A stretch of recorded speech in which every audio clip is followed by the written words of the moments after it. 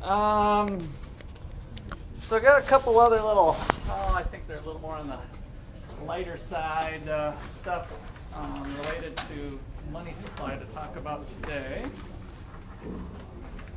Since you guys are all brushed up on it now after the activities.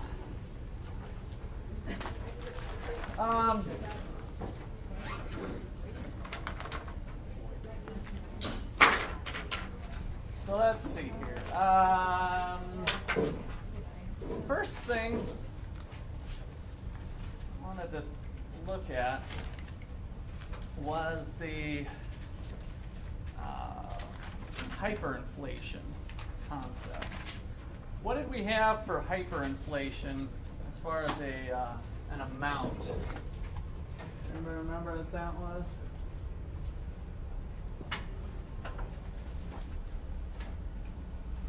So hyperinflation, they typically say how much?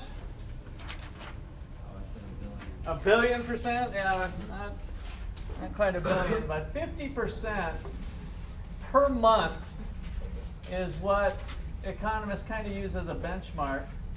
This is an interesting thing one of my colleagues up at Iowa State sent me back in 2009. And it's about Zimbabwe having some problems with their government. So you can give that a read. What if we were able to dip into our wallet and see the $1 trillion banknote?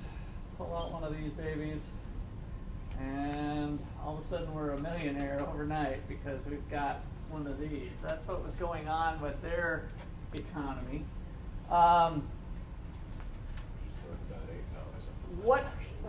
Yeah, worth about $8. Here's the progression. This was attached to this email that he sent me. So this is Zimbabwe's inflation starting in January of 2007. So we had a 13.7% monthly rate. And then this is how it progressed over time. November 7th, 193%. Look at that. So that's the prices changing. Now, what did we learn about the quantity theory of money, Milton Friedman's thing? Where is this inflation coming from? Where is this inflation coming from? The money growth rate, that's right. So Friedman hypothesized that there was a one-to-one relationship for inflation and money supply growth in the long run. In the short run, there might be some fluctuations, but if you ramp up the money supply by 10%, you get 10% inflation. And so in Zimbabwe, one of the reasons they've faced these high rates of inflation is that in order to pay for stuff, the government would just print off money. So this was the classic running the printing press. You need to buy some weapons, just go to the old press and just go, oh yeah, I'll go buy that, right? What else do I need? Go buy that, right? They run the printing press. They literally print the money, and so they just print off more money and go buy stuff. And so they go into the marketplace and they buy it, and that money then is out in the system. And there's more money out there. We got kind of the classic thought is too much money chasing too few goods. If I just throw money out into the system, all of you guys have more money, then you start bidding things up.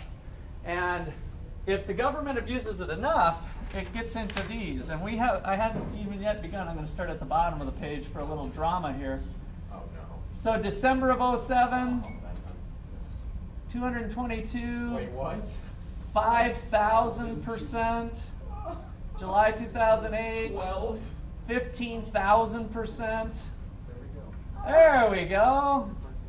There it is. 79 billion percent Good job, Luke. was the inflation rate. Yes. So you might as well take your currency and wipe your butt with it, because that's what it's the worth. value. Whatever. And remember, we talked about starting a fire. it basically has no value whatsoever. And that's why they started printing off those $1 trillion notes, because the government still wanted to buy stuff. So they just made it, oh, well, we need about $1 trillion. What's it? $1 trillion. Okay, here you go. It's good. And that's literally the process that some economies have gone through. This happened in post-war Germany, Argentina. So this is not the first time around the world that governments have found themselves in this hyperinflation mode. All right, questions or comments on that so far? Looking at how that monthly translates to annual. Yeah, it's pretty bizarre. I got a short little video clip here I'm going to show you from Zimbabwe.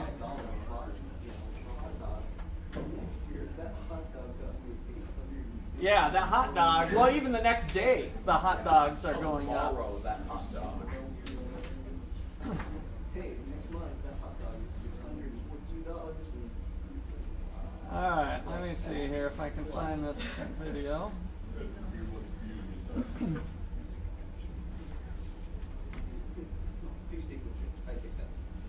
Okay, let's see here. Ask for change for $1. They look at their watch. Okay, So this is from the Zimbabwe example. Inflation went down.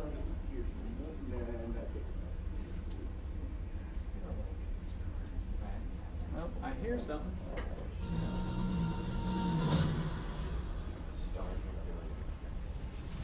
Put together as a little display for our clients is a series of 27 official notes.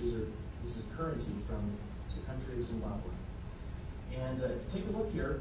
This starts out at $1, and the date on it, I don't know if you can zoom in and see that or not, David, but in 2007, they had ones, and then of course 5s, 10s, and 20s. And this was the currency that was being used.